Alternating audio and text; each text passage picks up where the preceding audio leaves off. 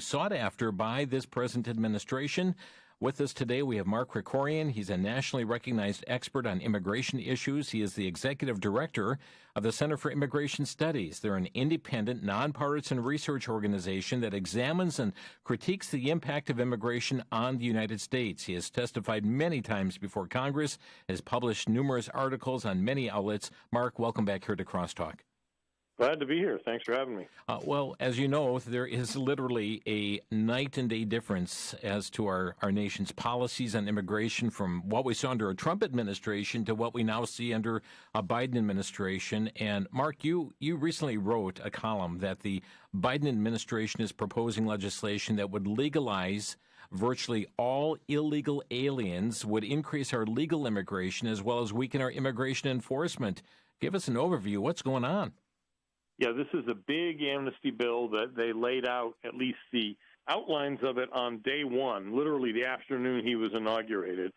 And the actual, fully written out bill, it's 350-something pages, was introduced formally in the House and Senate last week. And like you said, it seeks to do three main things. Amnesty all the illegal immigrants who are here. And when I say all, I'm not really exaggerating, because the cutoff date for being in the U.S. for this amnesty is January 1st. It's not January 1st, 2000 or January 1st, 2010. It's January 1st of this year. Wow. So it's one thing to say that illegal immigrants who lived here for many years and put down roots and what have you, that it would be prudent to amnesty them. There are circumstances where I can agree with that, potentially. Mm-hmm. They're saying that if you've been here for 2 months, you should be allowed to live here for the rest of your life. It's absurd. That's point one. Yeah, we're going to look at 2 and 3, but what kind of numbers are we talking with this? Well, I mean, the usual number used for the illegal population is something like 11 million people. Some people on the sort of among immigration hawks, people who want a tight immigration policy, are skeptical. They think that number's too low, because, it's been that something like that number for many years. I think they're probably, that skepticism is probably unwarranted. Tucker Carlson had a whole segment, and Tucker's a smart guy, and he pointed out real problems with the way that scholars estimate it, but I still think it's not much bigger. Maybe it's 12 million, maybe it's 13 million, but I just don't see how it could be 20 or 25 million. But how many illegal aliens is amnestying 10 million people, which is probably what it would be since not everybody would qualify. Amnestying 10 million people is still plenty bad. You know what I mean? Yeah. In other words, how much bigger does it need to be? So, just as a rule of thumb, maybe 10 million people would get amnesty under this bill. Okay, so that's prong number one, is the amnesty for all up until January 1 of 2021. What's that second component? The second part is a significant increase in legal immigration. And it looks like it would be something like doubling legal immigration from 1 million a year to 2 million every year. And frankly, the 1 million a year is too high already. And it does it in a whole bunch of different ways. There's like a dozen different things in the bill that would, anyway, I mean, there's no point to going into details, but it increases one visa category. In another one, it wouldn't count the dependents toward the numerical cap. It all adds up to probably 1 million extra people. And I say each year. And so I say probably, because when this bill was unwrapped, there was a press call they had, with reporters from the big legacy media institutions. And the New York Times reporter, whom I know, asked one of the staff members of the congressman introducing it the question you just asked. In other words, how much would this increase? What would this do to legal immigration? What would the numbers be? Mm-hmm. And the answer of the people who had supposedly sponsored and prepared this bill was they didn't know. They never even figured out what the increase would be, because they view the legal immigration issue as basically a way of giving things out to different special interest groups. So what it adds up to just doesn't interest them, because this interest group that's concerned about X issue gets its visas, and, a different group concerned about why gets their visas, and whatever it adds up to, whatever, who cares? It'll all work out. That's kind of their perspective. Yeah. So it's an appalling example of bad policymaking. And then the third thing is that it actually weakens enforcement.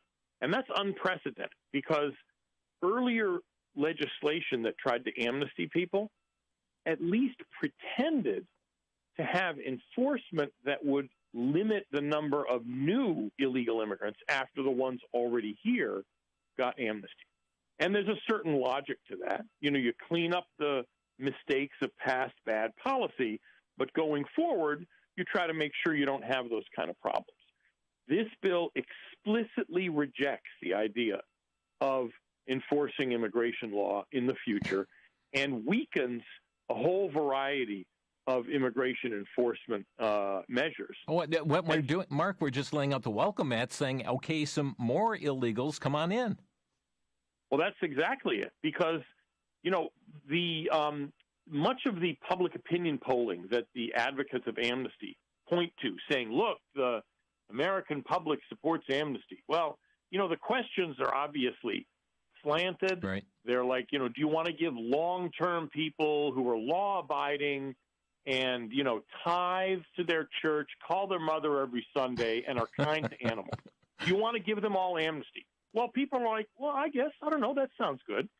But implicitly, when people think about this, what they mean is, or what they think they're supporting, is fixing bad mistakes from the past, kind of, you're sort of absolved of our past mistakes, but, as the boss said, go, my child, and sin no more. Well, that's not what this bill is. This bill is legalizing people who are already here and then essentially ensuring that 5 or 10 years from now, we're going to have another amnesty because there'll be more illegal. Andrew Arthur from your team indicated that hidden within this amnesty bill is this, what he called a sleeper provision, granting amnesty to criminal aliens, or at least makes them eligible to receive that amnesty. He said you could actually call this the Drug Trafficker, Pimp, and Rapist Relief Act. I mean, that's rather alarming. Yeah, no kidding. And it's the kind of thing that's hard to, you have to really know this sort of thing inside out to even see it. Because, this bill, the Biden-Menendez amnesty bill, as they're calling it after Senator Menendez, the Democrat from New Jersey, who's the sponsor in the Senate, it was written by immigration lawyers and immigration activists. So they're actually, they know kind of where to put the sleeper things. And the only reason Arthur saw this, Art is his nickname, the only reason Art found this is because he's been a longtime Hill staffer. He wrote parts of the immigration law, and he was an immigration judge for many years. So stuff like this doesn't get by him, but even he had to kind of plow through it and then see where they had stuck this little landmine or Easter egg from their perspective. And yeah, it's appalling. I mean, it makes it easier for people who have been convicted of crimes. And it's not that it lets them out of jail. I mean, if you're convicted of a crime and you go to jail and you're an illegal immigrant, when you finish your sentence, you're supposed to be bounced out of the country. What this does is let those people potentially stay and give lots of leeway to the Biden administration on deciding who can stay. And the kind of the theory, the principle behind this is that on the left, and this is also true among libertarians who we usually think of as part of the right, although they're not really anymore, they don't think that you should be made to leave the country if you don't want to. And so if you're a member of the community, what have you, and then you go and kill somebody and, you're let out of jail 20 years later and they think you should be able to stay, which is crazy. But it's not something that Biden will be advertising, that's for sure. I'm skeptical he even knows this is in the bill. So we've had some protocols known as Remain in Mexico. What's happening with that? Yeah, that was a response to the border crisis from what was it now, a year and a half ago, 2 years ago. Is that Title 42 Well, no, that's a separate thing. I'll get to that. But the Remain in Mexico was a way of preventing people from using a bogus claim of asylum as a way of getting past the Border Patrol and let go into the U.S. So that instead of being given a court date and then they drop you off at the bus station, and then 2 years later you may come to your hearing, you may not, whatever. Remain in Mexico, and we got Mexico to agree to this. I was surprised that the Trump administration succeeded, but they did. They got Mexico to agree to take these people back, because they're not Mexicans. They don't have to take them back. They're Central Americans. Take them back to wait on their side of the border until their hearing date comes up, and then they'd be able to come in. That was very effective in controlling the use of fake asylum claims. Biden has undone that. The other thing you were talking about, the shorthand term is Title 42, but what it is an emergency public health measure that allows the Border Patrol in a public health emergency to just turn people around at the border and boot them back. No hearing, no nothing. All, again, very effective at controlling the border. The Biden administration is afraid that if they got rid of it, they'd have a flood of people. So they've kept this Trump policy that they said was bad in place, except, and this is the twist, they said we're not going to expel unaccompanied minors if they come across, even though we're keeping this public health order in place. That they're going to be able to stay. Well, guess what happened? We got an explosion. All kinds of parents are sending their kids across the border alone. An explosion, and we are seeing very significant numbers of unaccompanied children crossing the borders, and we understand, I mean, there are some border officials that are projecting a peak of 13,000 unaccompanied children crossing the border by May. Yeah, I think it actually may be higher than that, because in February that just ended, it was something like 9,000 unaccompanied minors, and these are not 4-year-olds who wandered across Mexico. They're people who they're mostly teenagers, brought by smugglers to the Mexican border, or they may have come with their parents to the Mexican border. And then they're sent across the border to turn themselves into the Border Patrol, at which point we deliver them at taxpayer expense to their aunts or uncles or relatives in the U.S. Folks, we're going to come back to this issue of the unaccompanied minors crossing the border into the U.S. as the floodgates are open once again in this regard. And what about those cages and detentions that were condemned by Mr. Biden? More on that after the break. This is Crosstalk. Back to Genesis with Dr. John Morris, author and seminar speaker with the Institute for Creation Research. Dr. Morris, can you use ordinary things as a witness for creation? You certainly can, Chris. In fact, you can use an automobile or an airplane or a radio station or most design systems to witness to the design and creation. If a radio station needs a designer, then certainly things much more complicated, like life, need a designer. If you know anything about geology, you can use the road cuts through mountains to witness the Noah's flood. You can see the strata, obviously laid down by moving water, and point out that these strata typically go for miles in every direction, maybe thousands of miles, speaking eloquently of widespread deposition due to water action. Yes, indeed, Chris.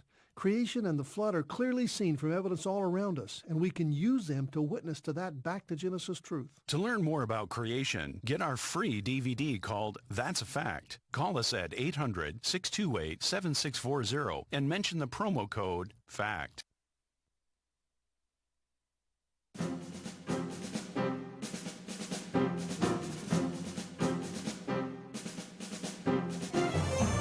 You're listening to Crosstalk on VCY America. Mark Krikorian is our guest today. He is the Executive Director of Center for Immigration Studies.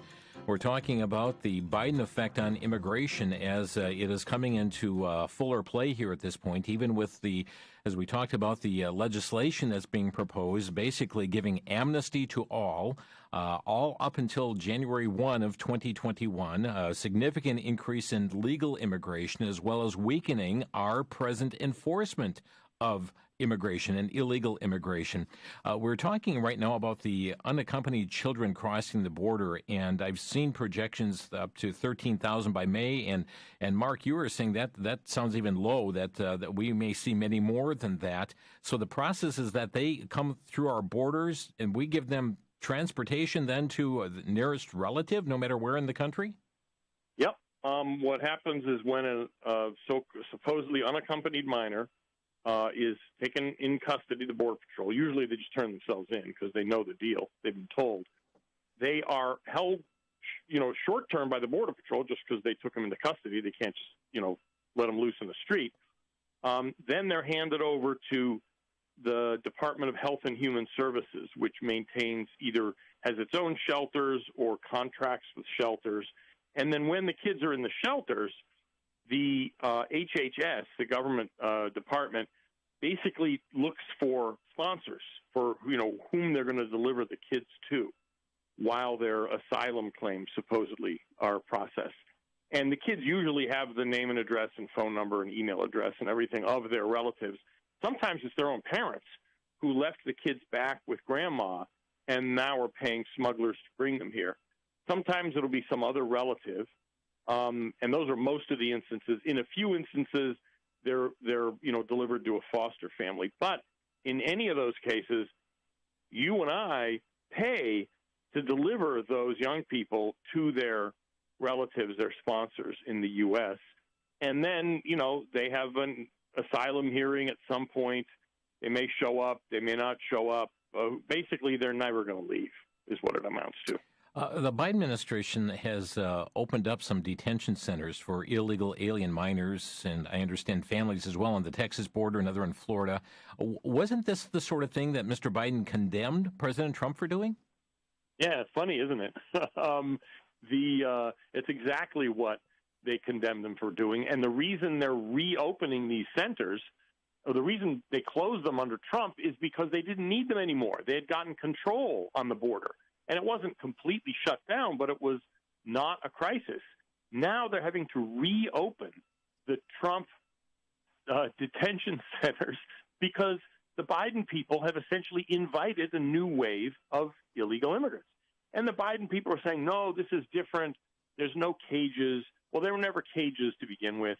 Mm-hmm. The whole kids in cages thing was a lie. They were just chain-link dividers to keep adult illegal immigrants separate from 12-year-old girls who were illegal immigrants because they were stuck holding on to them until they could deliver them to shelters. Well, there's a reason Obama did that too. You have to do that. It's irresponsible to do anything else. He built them. Yeah, exactly. And so now what they're saying is that, well, these aren't cages. They're shipping containers, which is what they're going to be storing these kids in. Okay, well, yeah, that's a big difference. I mean, it's the denials of the Biden administration that they're doing something different from Trump are ridiculous. Now they're shipping containers. We're keeping them shipping containers, not in cages. I mean, it's out. Where is ABC, CBS, NBC, MSNBC, CNN? Are they showing this?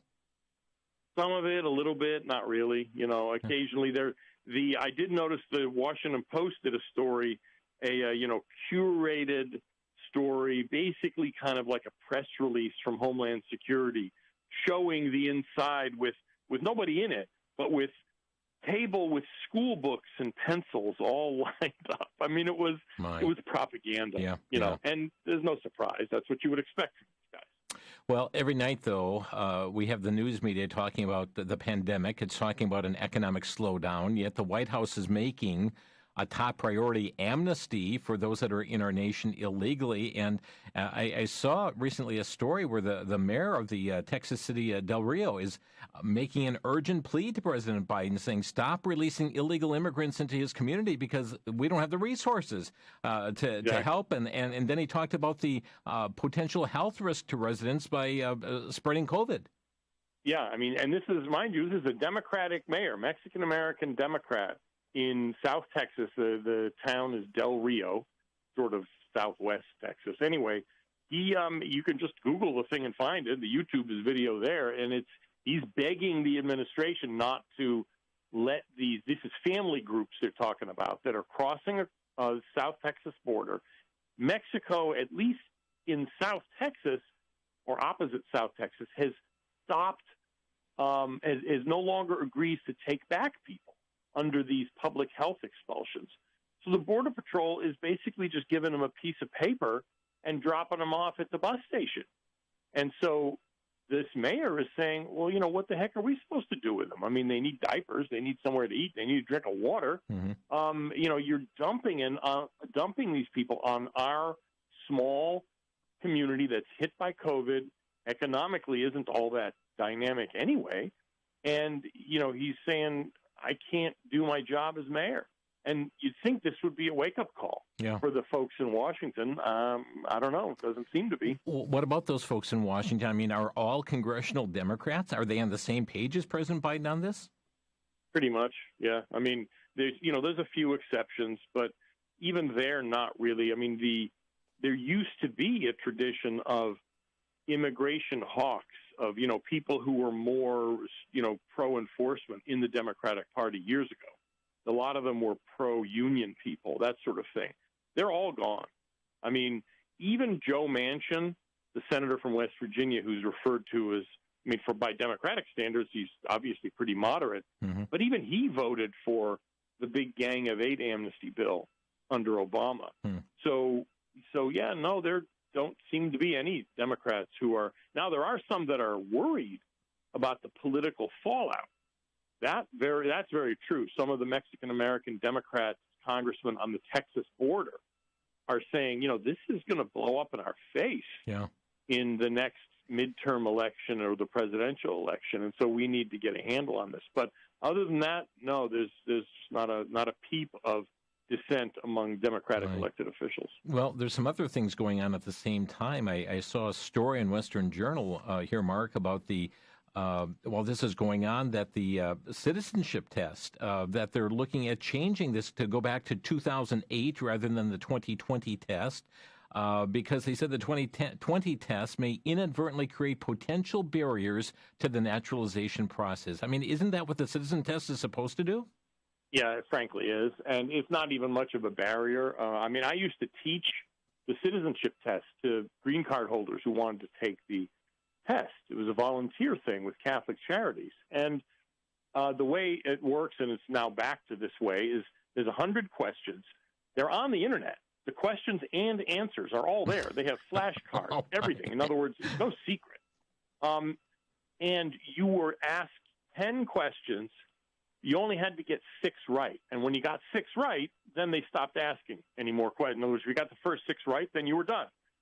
Under Trump, what they did is try to refine it a little bit.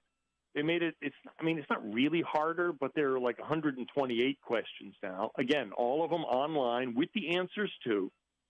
And you had to answer 20 questions and get 12 right. So it's the same percentage. You only need a 60%. 60% is not passing in any school I know, but it is passing for the citizenship test. Wow. And the questions, they were all the same thing. They're all pretty basic stuff. Mm-hmm. How many amendments are there in the Constitution? Mm-hmm. That's the only one that I didn't know right off. It's 27. Mm-hmm. But the other stuff is, who's president? Who freed the slaves? Mm-hmm. Who did we get independence from in the Revolutionary War? It's basic civics. And it shouldn't be super hard because, you shouldn't have to be a PhD to become an American citizen. Right. But it should be you should cover the basics. And that was still too much for this new crowd, and they went back to the older version of the test. They're both pretty easy. They're not really that hard, but they went back to the even easier one than the one Trump put together. Okay, so we have that going on, one of the rings of the circus here, and here's another ring, and that's the confirmation hearings going on. And two I want to point out with you and have you comment on. One, we have Merrick Garland. This is President Biden's pick to be Attorney General, and he was asked by Senator Josh Hawley if he believed that illegal entry at America's borders should remain a crime. And his response is amazing. Here he's seeking to be the top law enforcement officer of our nation. And he said, well, I haven't thought about that question. I just haven't thought about that question. I think the president has made clear that we are a country with borders and with the concern about national security. I don't know of a proposal to decriminalize, but still make it unlawful to enter. I just don't know the answer to that question. I hadn't thought about it. I mean, that's rather shocking.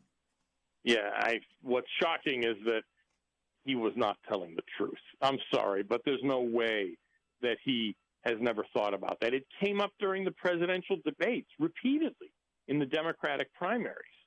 And Biden actually did not favor eliminating, decriminalizing border crossing. Because the way it works now is if you cross, they call it entry without inspection. So you cross somewhere where there's no border inspector. You hop the border, basically.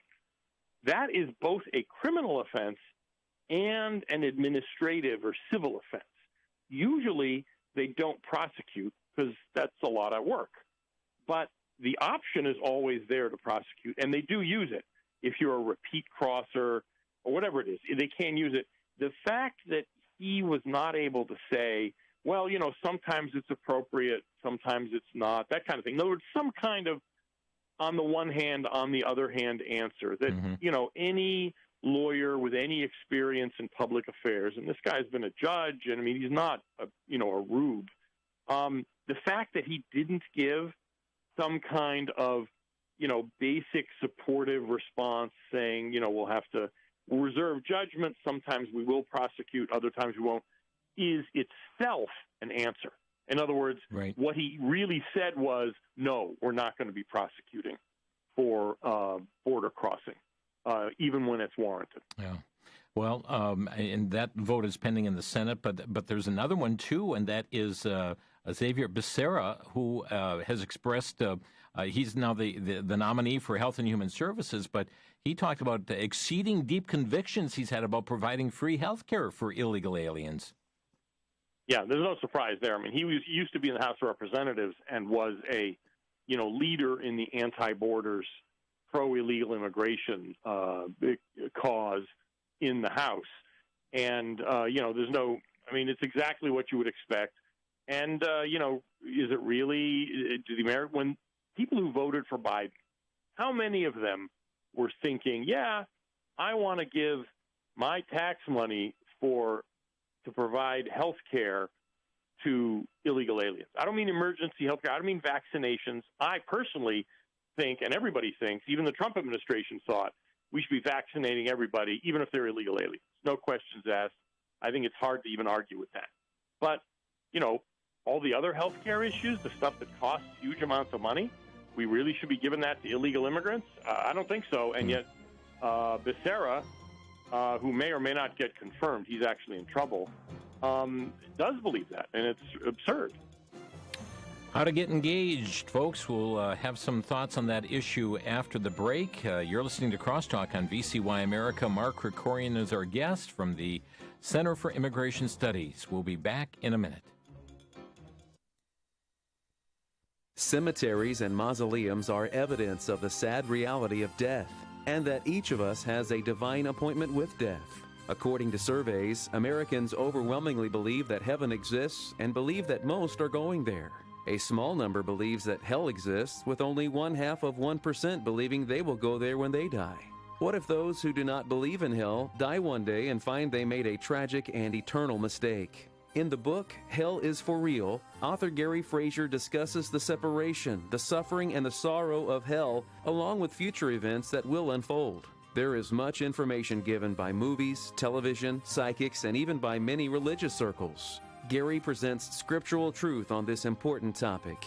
VCY is making available the book, Hell is for Real, as our way of saying thank you for your support of $15 or more. 2 copies for a donation of $25. Just ask for it when you call 1-800-729-9829.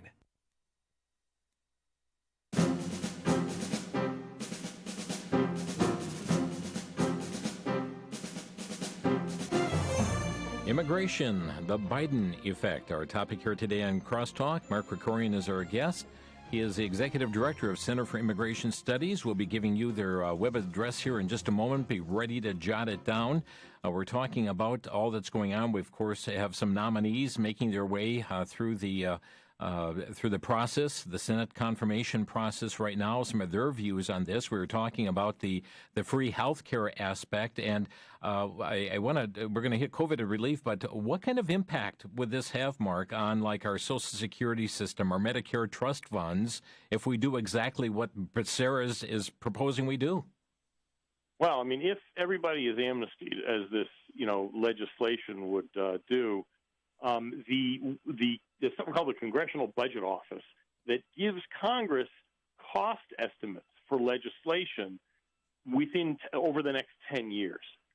And what we found is that the biggest costs of an amnesty like this will be more than 10 years out, because all of these illegal immigrants, and half of the illegal immigrants who work, pay into Social Security and Medicare, but they're not eligible to collect anything. Once they're legalized, they're eligible to collect, which means hundreds of billions of dollars in extra costs.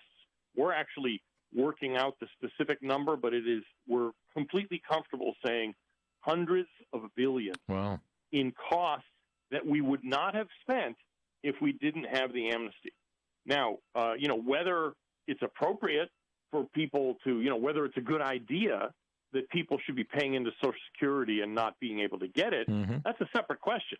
The fact is, this legislation would cost literally hundreds of billions of dollars that we would not be paying otherwise if it weren't for the amnesty.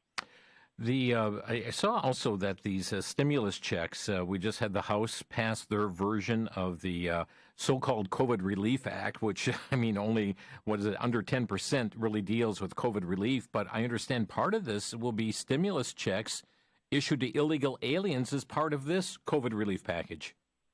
Absolutely. The Democrats insisted on that. And, essentially what we're doing is paying illegal immigrants to stay. If that's, you think about it, that's what it is.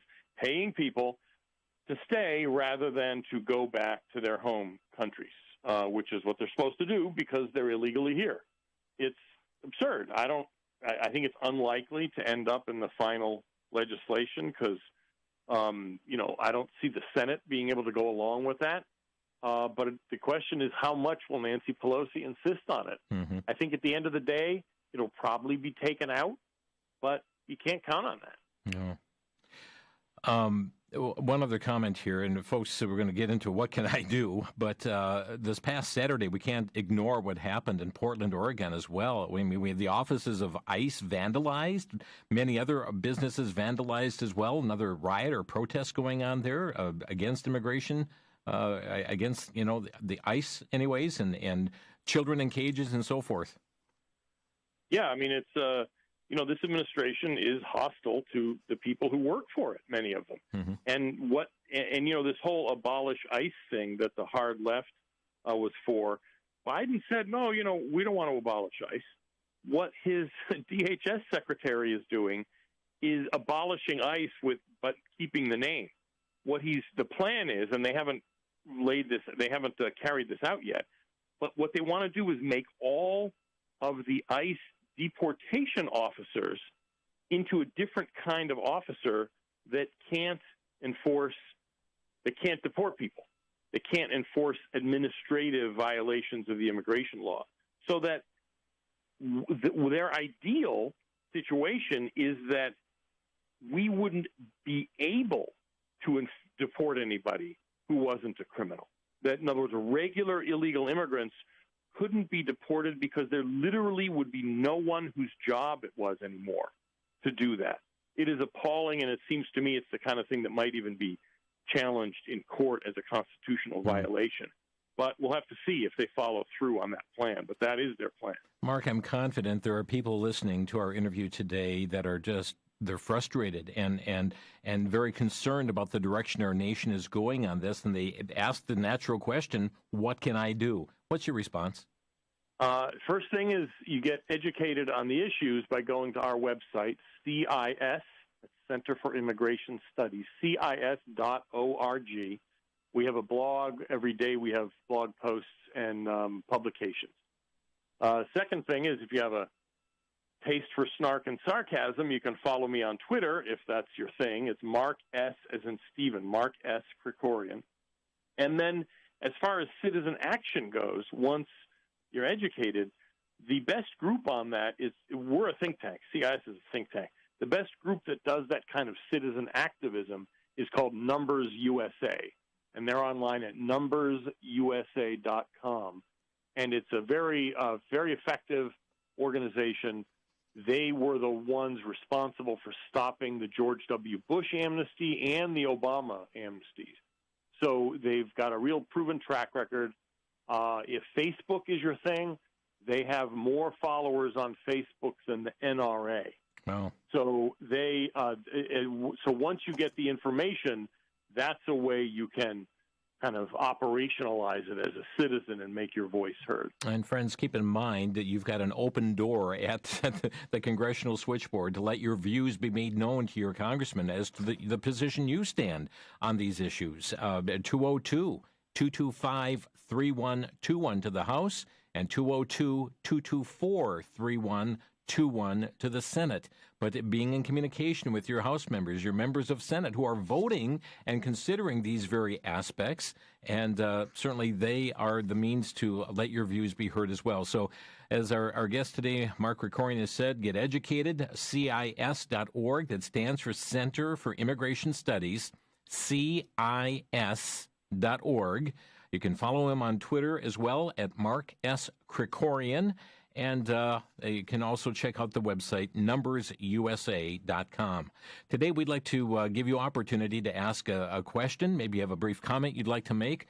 Our number here to Crosstalk, 800-733-9829. That's 800-733-9829. Your response today to the Biden effect on immigration. Mark, as we waiting for the first calls to come in here today, I understand Rasmussen's been doing some polling. Tell us about it. Right. Rasmussen has been polling the same question every week for more than a year. I say several questions on immigration. For instance, do you think there's been too much immigration enforcement or too little? Do you favor amnesty for the dreamers, illegal immigrants who came as minors, or not?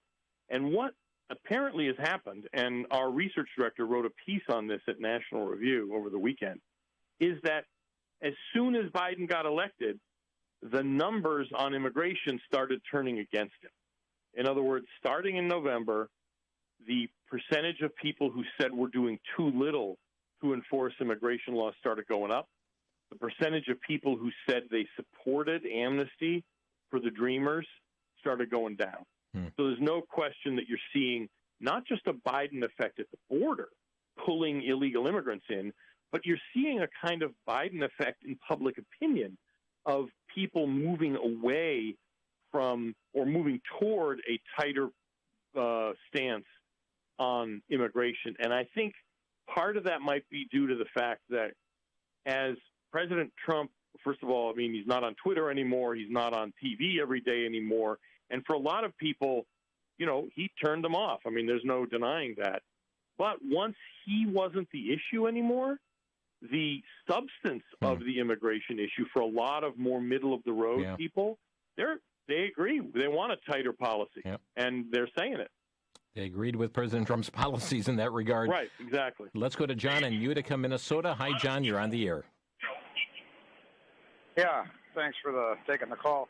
Just a quick one here in regard to the young folks coming across the border. Remember back 6 months to a year, whatever it was, when they were families being split up at border crossings. Some of the liberals were having a conniption over this.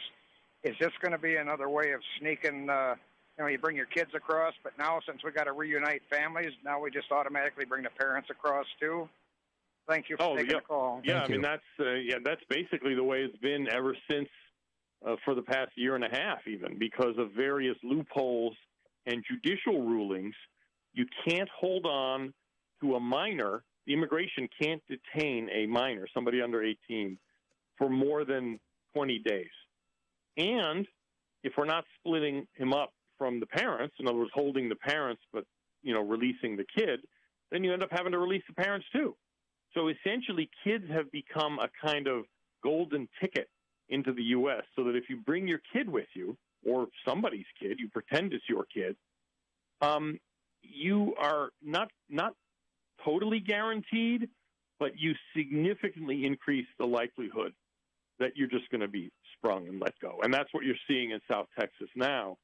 That's why they opened a family detention center so they can hold on to people at least briefly, but they still let them go after a week or two.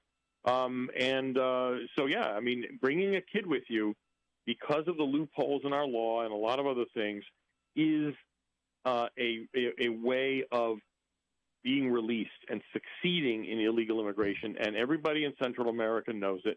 I mean, people all have cell phones. The grapevine works very well. People aren't stupid. They know what's going on. And that's why you see an increase in families. In other words, adults traveling with kids coming across, and they're not just from Central America. A lot of them from Haiti, from different countries in Africa as well, that sort of thing. So absolutely, having a kid under our rules now is a golden ticket to be released into the U.S. Let's go to Brad next. Hi, Brad, you're on the air. Hey, Brother Jim. There's a couple of reasons for splitting from Britain in the Declaration of Independence that apply right here with this subject. He has erected a multitude of new offices and sent hither swarms of officers, today it would be illegals, to harass our people and eat out their substance. He is at this time transporting large armies of foreign mercenaries to complete the works of death, desolation, and tyranny, and is totally unworthy of the head of a civilized nation. I left a little bit of it out for time. Whoever the Democrats put in there, that's what they're going to get. I'm not sure this guy really knows what's going on around him, but he's getting the same kind of treatment that Evers is in Madison. Somebody's telling him what to do and say, and this is not good for us. By the way, I think your guest mentioned that President Trump was in favor of everybody getting vaccinated, including the illegals. I don't know what he had said about the illegals, but he always said it should be a person's choice, free choice to get vaccinated or not, at least with citizens. Okay. Thank you, Brad. Yeah, well, I didn't mean to imply it was going to be mandatory or anything. What I mean is you wouldn't be barred from it because of legal status. I mean, and that's just common sense. But as far as the president not knowing what's going on, there may well, I don't know if that's true or not, but President Biden wasn't as lax on immigration in the past when he was in the Senate or even when he was vice president. I mean, he voted in 2006 for the Secure Fence Act to build the fencing. I mean, that's the authorization for all the stuff that Trump has been doing. Obama also voted for it in the Senate. Senator Hillary Clinton voted for it. So the Democratic Party has become radicalized on immigration, and Biden is kind of just the figurehead overseeing that, I think. We're going to take a quick break here, and we'll come right back to your phone calls here in our final segment as well. This is Crosstalk on VCY America. Mark Krikorian is our guest. Their website, CIS.org. We'll be back in a minute.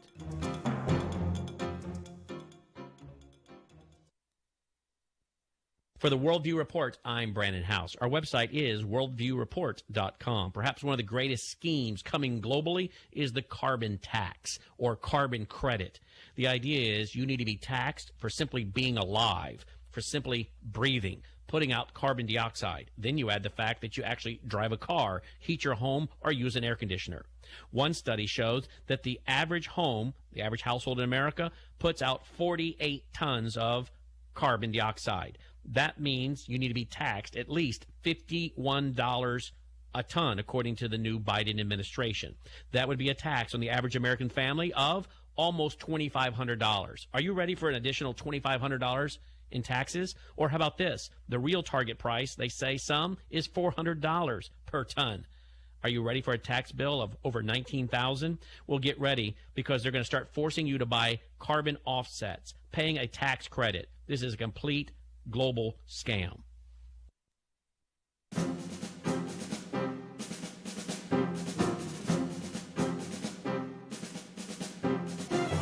This is Crosstalk on VCY America. Mark Krikorian is with us today from Center for Immigration Studies, their website cis.org. Our topic today, immigration, the Biden effect. Let's go right back to the phone line. Star has been holding. Hi, Star, you're on the air. Hi, I really enjoy your program and that, and I'm learning a lot that I didn't know.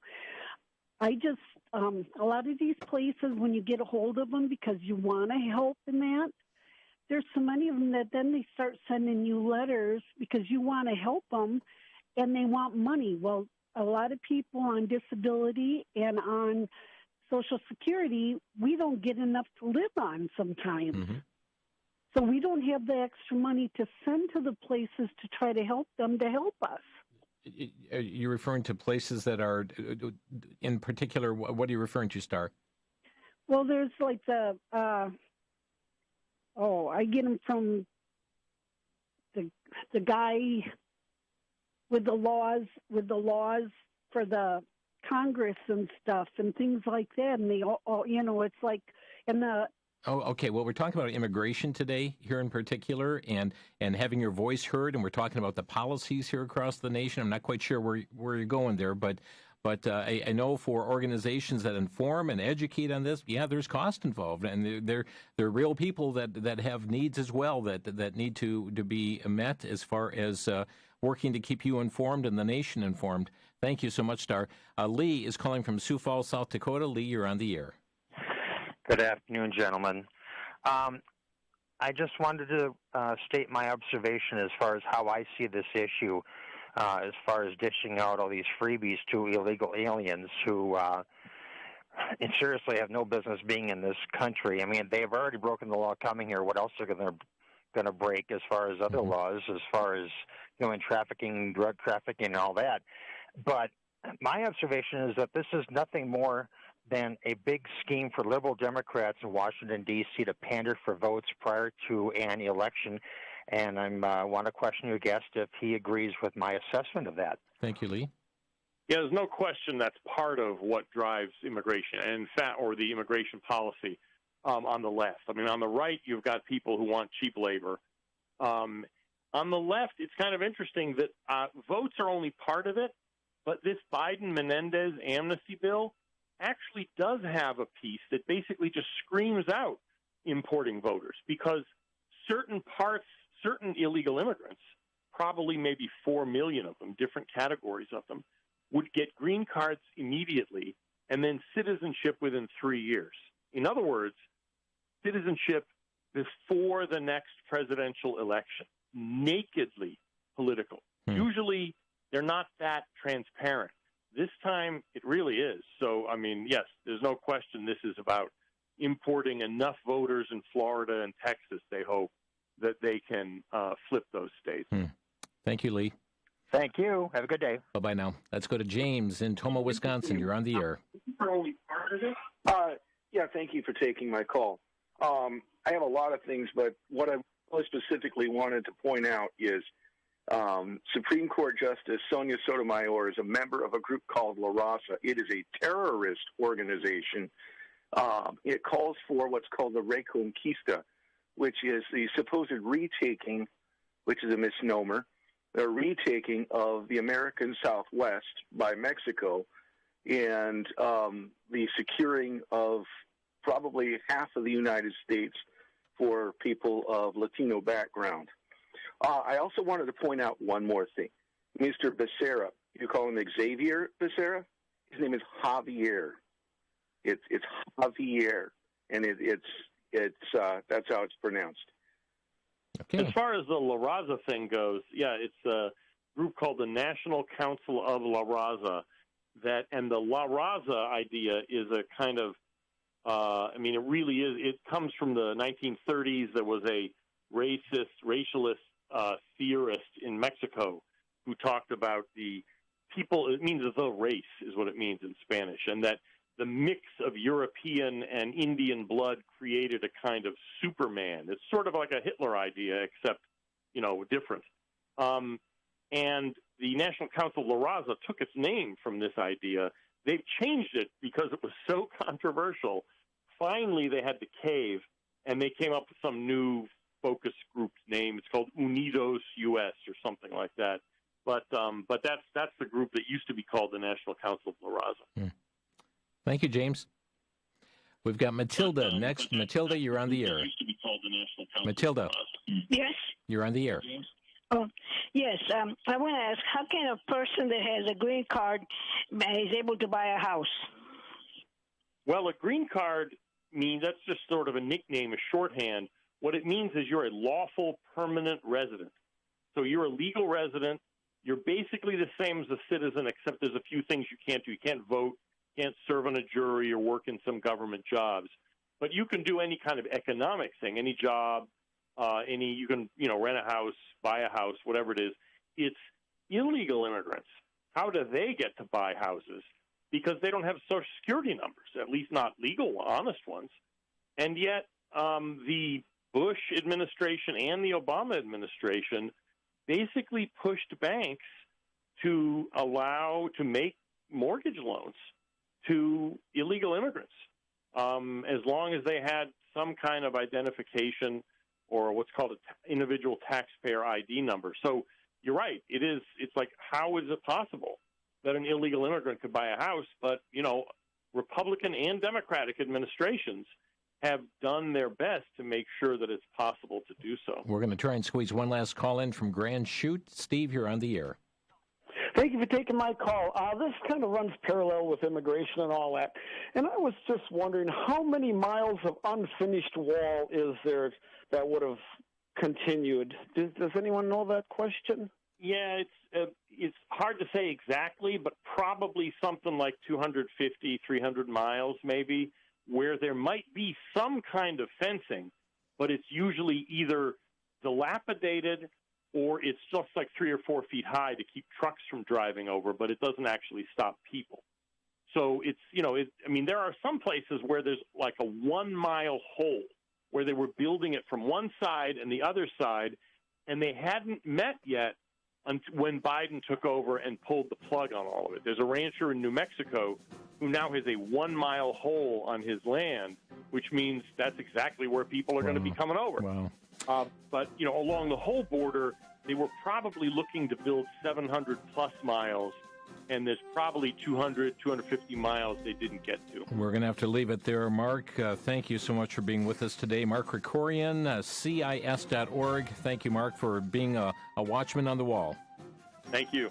And, folks, thanks for joining us today on Crosstalk. You've been listening to Crosstalk via satellite and the Internet from VCY America. Views expressed may or may not be those of this station. For a CD of today's program, send a donation of $6 or more to VCY Tape Ministry, 3434 West Kilbourne Avenue, Milwaukee, Wisconsin, 53208, or download by RSS or podcast from crosstalkamerica.com. And join us again for Crosstalk.